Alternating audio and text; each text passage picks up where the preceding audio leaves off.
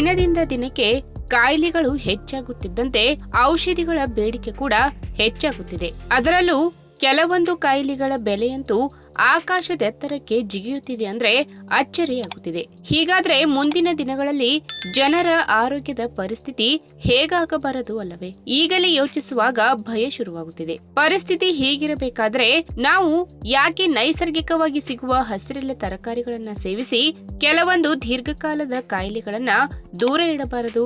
ಈ ನಿಟ್ಟಿನಲ್ಲಿ ಆಲೋಚನೆ ಮಾಡಿ ನೋಡುವುದಾದರೆ ಇದಕ್ಕೊಂದು ಒಳ್ಳೆಯ ಉದಾಹರಣೆ ಎಂದರೆ ಅದು ಬೆಂಡೆಕಾಯಿ.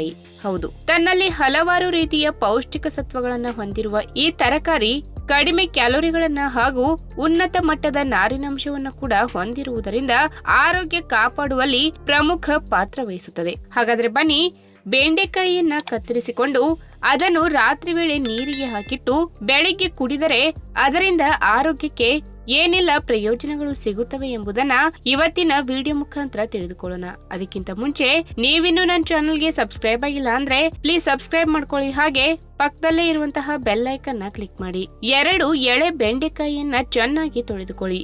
ಆಮೇಲೆ 2 ಬದಿಯಿಂದ ಉದ್ದಗೆ ಇದನ್ನ ಕತ್ತರಿಸಿಕೊಳ್ಳಿ. ಆಮೇಲೆ ಇದನ್ನು 1-2 ಲೋಟ ನೀರಿನಲ್ಲಿ ರಾತ್ರಿ ಪೂರ್ತಿ ನೆನೆಯಲು ಬಿಡಿ. ಬೆಳಿಗ್ಗೆ ಎದ್ದ ಕೂಡಲೇ ಬೆಂಡೆಕಾಯಿ ತೆಗೆದು ಅದರ ನೀರನ್ನ ಕುಡಿಯಿರಿ. ಇನ್ನು ಆರೋಗ್ಯದಲ್ಲಿ ರಕ್ತಹೀನತೆಯ ಸಮಸ್ಯೆ ಕಂಡು ಬಂದರೆ ಪದೇ ಪದೇ ಸುಸ್ತು, ಬಳಲಿಕೆ ಕಂಡು ಬರುತ್ತದೆ. ಯಾಕೆ ಹೀಗೆ ಆಗುತ್ತದೆ ಎನ್ನುವುದನ್ನು ನೋಡುವುದಾದರೆ ದೇಹದ ರಕ್ತದಲ್ಲಿ ಕೆಂಪು ರಕ್ತ ಕಣಗಳಿರುವ ಅಂಶಗಳು ಸರಿಯಾಗಿ ಉತ್ಪತ್ತಿ ಆಗದೇ ಇರುವುದು ಹಾಗೂ ದೇಹಕ್ಕೆ ಬೇಕಾಗುವ ಕಬ್ಬಿನಾಂಶದ ಕೊರತೆ ಕಾಣಿಸಿಕೊಳ್ಳುವುದರಿಂದ ಮನುಷ್ಯನಲ್ಲಿ ರಕ್ತಹೀನತೆ ಅಥವಾ ಅನಿಮಿಯಾ ಸಮಸ್ಯೆ ಬರುವ ಸಾಧ್ಯತೆ ಹೆಚ್ಚಿರುತ್ತದೆ. ಒಂದು ವೇಳೆ ನಿಮಗೂ ಕೂಡ ಈ ಸಮಸ್ಯೆ ಇದ್ದರೆ ಬೆಂಡೆಕಾಯಿ ನೆನೆಸಿಟ್ಟ ನೀರು ಕುಡಿಯುವ ಅಭ್ಯಾಸ ಮಾಡಿಕೊಂಡರೆ ಈ ಸಮಸ್ಯೆಯಿಂದ ಪರಿಹಾರ ಕಾಣಬಹುದು. ಪ್ರತಿದಿನ ಅರ್ಧ ಲೋಟ ಬೆಂಡೆ ನೀರು ಕುಡಿಯುವುದರಿಂದ ಕೆಂಪು ರಕ್ತದ ಕಣಗಳ ಉತ್ಪತ್ತಿ ಹೆಚ್ಚಾಗಿ ದೇಹದಲ್ಲಿ ಹಿಮೋಗ್ಲೋಬಿನ್ ಮಟ್ಟವು ಹೆಚ್ಚಾಗುವುದು. ಇದರಿಂದ ರಕ್ತಹೀನತೆಯ ಸಮಸ್ಯೆ ಕೂಡ ದೂರವಾಗುವುದು. ಇನ್ನು ಮಧುಮೇಹ ಎನ್ನುವುದು ನಮಗೆಲ್ಲ ಗೊತ್ತೇ ಇದೆ. ಈ ಕಾಯಿಲೆ ಒಮ್ಮೆ ಕಾಣಿಸಿಕೊಂಡರೆ ಆಮೇಲೆ ಮನುಷ್ಯನನ್ನು ಬಿಟ್ಟು ಹೋಗುವ ಕಾಯಿಲೆ ಅಲ್ಲ. ಆದರೆ ಸಮಾಧಾನದ ವಿಚಾರ ಏನೆಂದರೆ ಈ ಕಾಯಿಲೆ ಬಂದ ಬಳಿಕ ಸರಿಯಾದ ಜೀವನ ಶೈಲಿ, ಕಟ್ಟುನಿಟ್ಟಿನ ಆಹಾರ ಪದ್ಧತಿ ಹಾಗೂ ವೈದ್ಯರು ನೀಡಿರುವ ಔಷಧಿಗಳನ್ನ ಸರಿಯಾಗಿ ತೆಗೆದುಕೊಳ್ಳುವುದನ್ನ ಅಭ್ಯಾಸ ಮಾಡಿಕೊಂಡರೆ ಈ ಕಾಯಿಲೆಯಿಂದ ತಕ್ಕ ಮಟ್ಟಿಗಾದರೂ ಕೂಡ ನಿಯಂತ್ರಣ ಮಾಡಿಕೊಳ್ಳಬಹುದು. ಈ ನಿಟ್ಟಿನಲ್ಲಿ ನೋಡುವುದಾದರೆ ಬೆಂಡೆ ನೆನೆಸಿದ ನೀರು ರಕ್ತದಲ್ಲಿನ ಸಕ್ಕರೆ ಮಟ್ಟವನ್ನ ಕಡಿಮೆ ಮಾಡುವಲ್ಲಿ ನೆರವಿಗೆ ಬರುವುದು.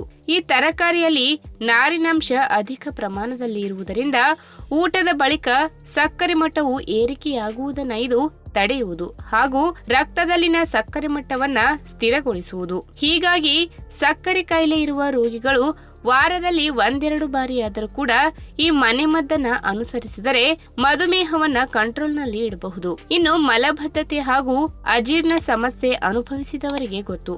ಒಂದು ವೇಳೆ ಈ ಸಮಸ್ಯೆ ನಿಮಗೂ ಇದ್ದರೆ ಬೆಂಡೆ ನೆನೆಸಿದ ನೀರು ಕುಡಿಯುವ ಅಭ್ಯಾಸ ಮಾಡಿಕೊಂಡರೆ ಈ ಸಮಸ್ಯೆಯಿಂದ ಪರಿಹಾರ ಕಾಣಬಹುದು.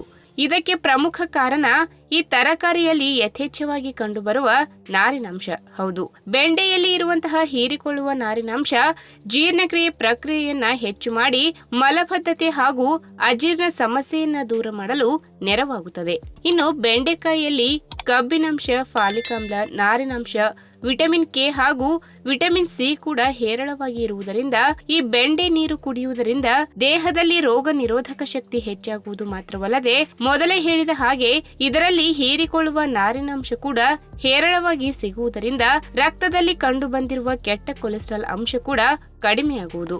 ಈ ವಿಡಿಯೋ ನಿಮಗೆ ಇಷ್ಟವಾದಲ್ಲಿ ತಪ್ಪದೆ ಲೈಕ್ ಮಾಡಿ, ಶೇರ್ ಮಾಡಿ, ಹಾಗೆ ನಿಮ್ಮ ಅನಿಸಿಕೆನ ಕಮೆಂಟ್ ಮೂಲಕ ತಿಳಿಸಿ.